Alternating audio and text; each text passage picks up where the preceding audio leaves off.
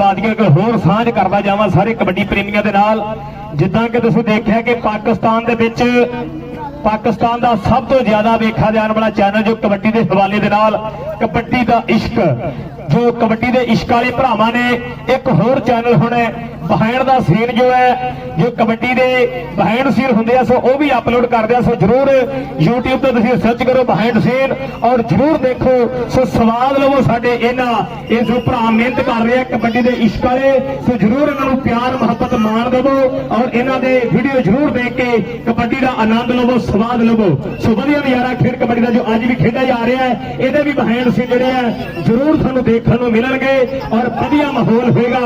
स्वाद वाली गल्लां बातां, स्वाद वाले सीन, वधिया जो मूवमेंट है ये जाया नहीं होण दिंदे, कैप्चर करदे अपने कैमरे दे विच। सो इन्हां भरावां दा थैंक यू है, लव यू है। ट्रक भर के साडे अब्दुल रहमान गुजर नूं और ताहर गुजर साडे भाई नूं।